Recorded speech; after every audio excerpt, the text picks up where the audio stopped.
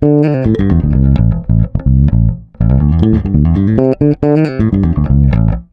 just got back from holiday. I haven't played bass literally for 3 weeks.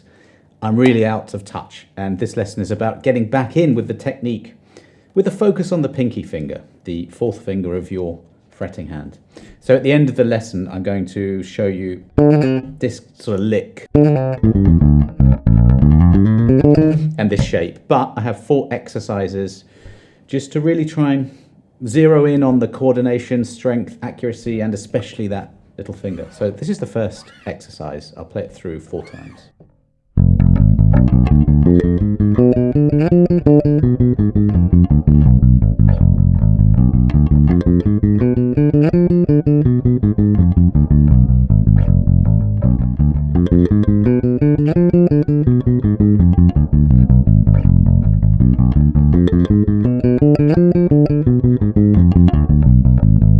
It's a diminished type run, and I'm not using any drum beat or metronome, which I would use later, but for now, just for me to get back into it and also to get into an exercise, just playing it as is. So it's just this finger pattern where we have fingers 1 and then 4, 3 frets away from that one.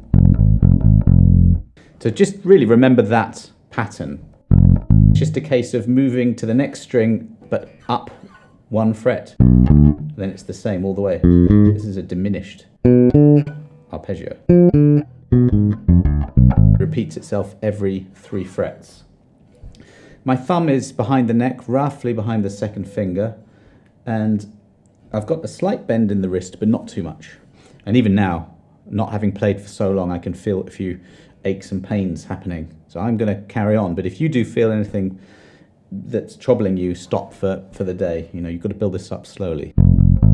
So the rhythm is just 16th notes, 2 notes on each, 2 16ths on each of these notes. So very slowly.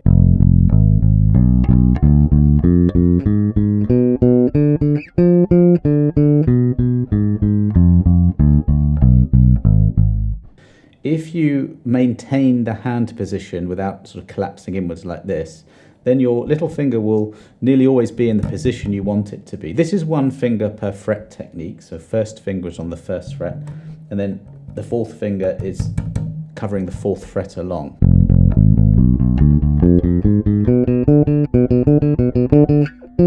There's a hand shift here. You might just zero in on that bit.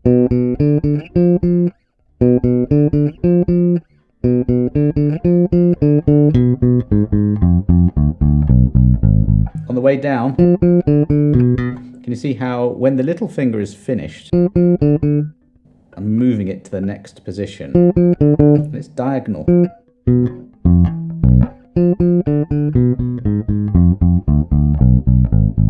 And that's a hand shift as well. I'll do it once more, just twice around now.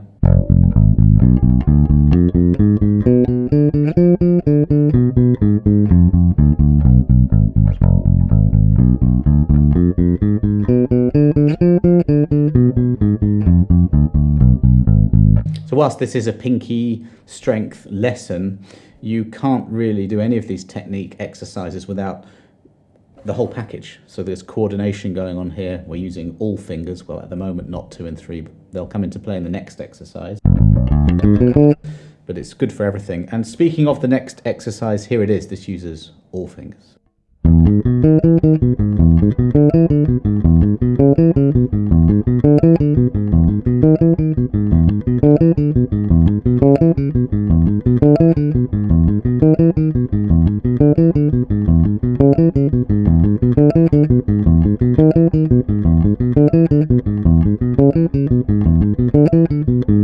This one's good because it sounds vaguely musical.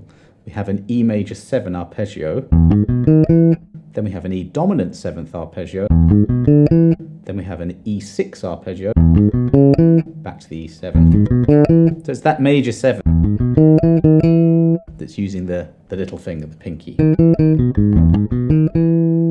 We'll go through this slowly and then I'll show you how to move it around, really anywhere randomly. It'll sound good.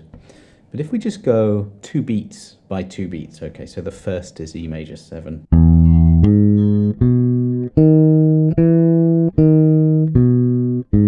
Uses all the fingers. 2, 1, 4, 3, 4, 3, 4, 1, 2.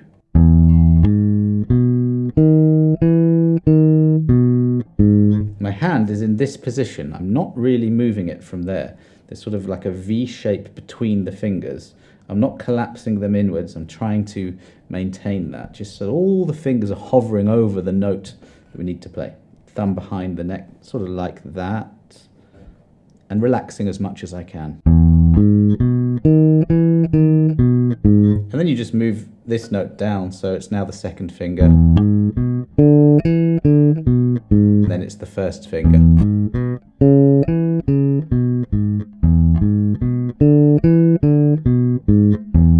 Now I'm playing that slowly and without a metronome. Just to give you an idea, you want to try and get as fast as you can in control. I can't do fast now because I haven't played for 3 weeks. I mean, all over the place, but that's sort of out of control. That's not, if you're going to play fast, it needs to be in control. But I might do that without a metronome, then I'll get one going and actually try to play in time. That's the main thing. Now, what you can do after you've gone through one cycle of it is just to move it around. I mean, really anywhere. Let's try this.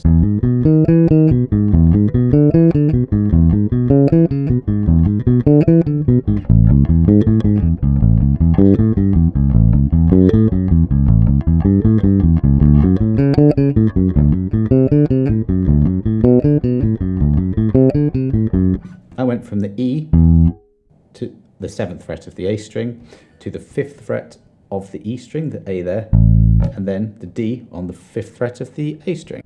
So 5th fret E string, 5th fret A string.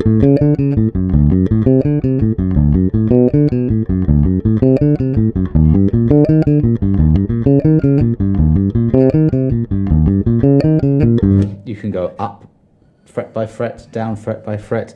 It really doesn't matter. When you're using these exercises, it's really about getting your technique together. For me, getting some semblance of coordination back after having not played for 3 weeks, and getting the strength back, getting stamina especially. If you're struggling a bit with this, start higher up because the frets are narrower, it will be easier.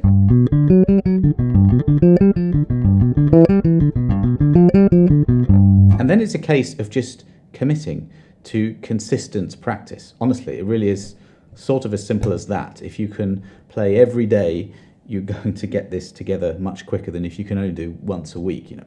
Aim for that consistency. This next one is horrible. It's horrible to play, it's horrible to listen to, but here it is.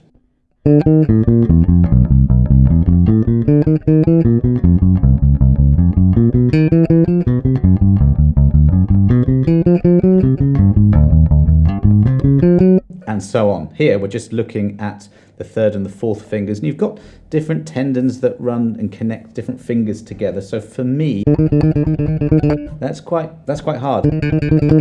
It feels easier for me to do fingers 1 to 2 than it does to go fingers 3 to 4, which is exactly why you practice the weakness, right? So we can use this also to combat the flying finger syndrome, where the little finger kind of pops up. Just a word on that. Aim for good mechanics. So that's, as I mentioned before, the thumb behind the neck. You've got your fingers quite curled. You're playing on the fingertips. You don't have to get a ruler out or anything like that, but I do have each finger lined up and I'm relaxed. So as you play, you're getting the finger hovering over the next note before it's needed. So watch this 3rd finger. Alternate plucking all the way. And I'm really focusing on that little finger. For me, my little finger does come up a bit more, but not in a way that hinders me. So I'm just training it to go closer to the fretboard.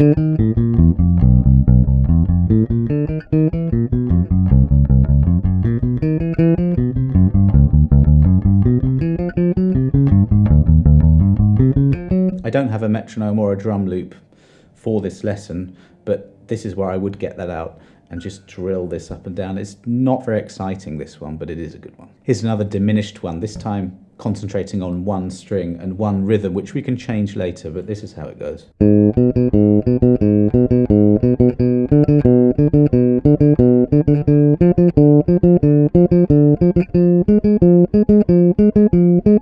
You can keep going, or you can just go back and go to the second fret.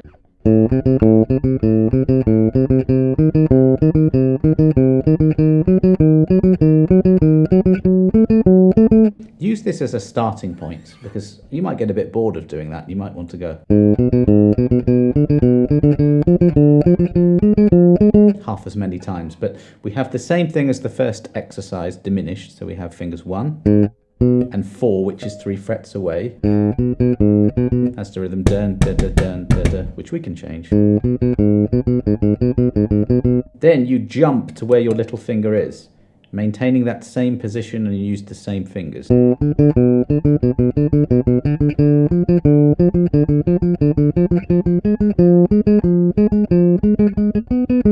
I'm changing the rhythms, you can do the same thing.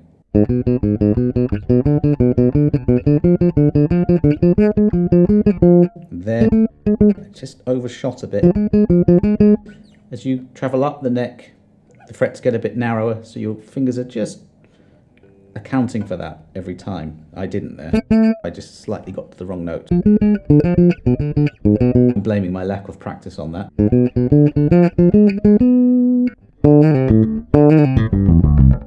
Let's finish with that little thing that I was improvising at the beginning of the lesson, more of a real world approach why you might need your little finger. If you don't use your little finger, then you're really hindering yourself, I think. Some people have injuries, some people can't use it, that's fair enough, but if we can, let's try. Right, so this is what I'm doing. I'm on the 5th fret of the E string, the A. And I'm playing 2 things. First of all, a minor pentatonic with that note, which is the blues note. That allows me to use that little finger. So this shape here, you use your little finger twice there, so even just running up and down that can be quite fun. But what I was playing, this is legato technique. This is where you employ hammer-ons, pull-off, slides and things like that to play fast passages. So I'm actually only plucking once here and hammering on. So this is fingers 3 to 4, frets 7 to 8 of the G string. Hammer on, followed by a pull-off. We really need the little finger for that. Keep your first finger pressed down on the 5th fret as you're doing that. And we can pull off that 3rd finger, the D, to the C. Den digga den, that's the rhythm.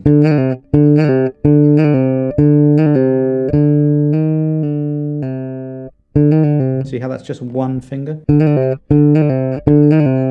then I'm going to play the other notes of that pattern.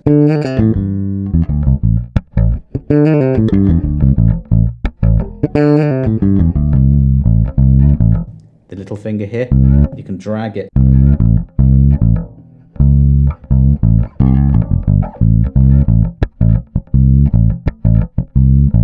That's, I think, a P-funk bass line that I remember from my youth. I can't remember which one.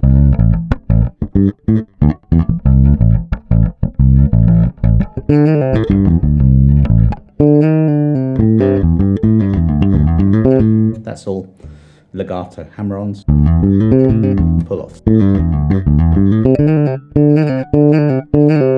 Without the use of that little finger, you wouldn't be able to do that. There's another thing I was doing as well. 3 notes per string. I'll give you the shape. Here it is.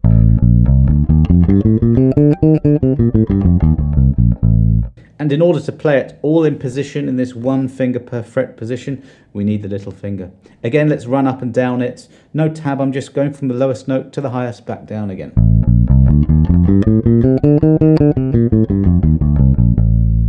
You can sequence it.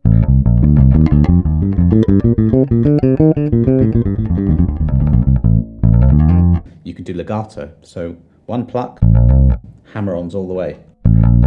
And then on the next, same. And the next, same. Here it's fingers 1, 3, 4. The fingers are not very far off the fretboard and you're really punching in to get that hammer. And it's especially difficult on that little finger. That's most people's weakest. Make it your strongest. Make it as strong as the others. You can do the opposite, pull-offs.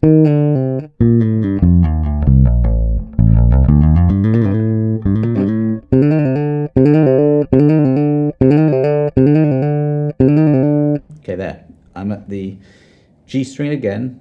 It's frets 5, 7 and 8, the C, the D and the E flat. And I'm just hammering on.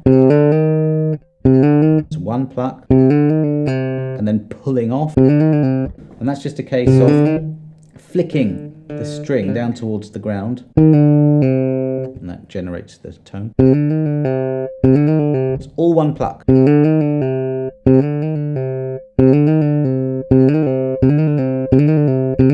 I can really feel that now. I can feel that in the muscles here. I'm stopping the lesson soon anyway, so I'm not going to go through the pain barrier. But as I said before, if you get to any sharp pains or anything that's really troubling you, stop for the day. Build this up slowly over time.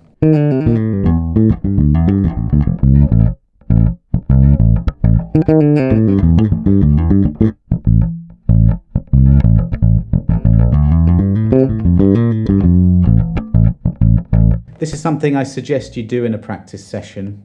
You might have 4 exercises like I gave you, quite prescriptive, follow the tab, go through it. And then towards the end of your practice session, you get creative. That's just something I like to do.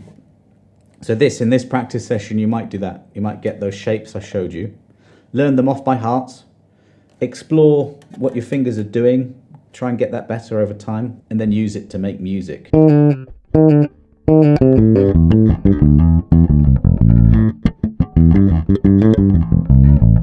That will do for today. I've got 2 more lessons I'm going to film in this studio, which is in Kuala Lumpur in Malaysia, where my wife got a job. Now she's got a job in Singapore, so I've got to do 2 more lessons before I move this studio again back to Singapore.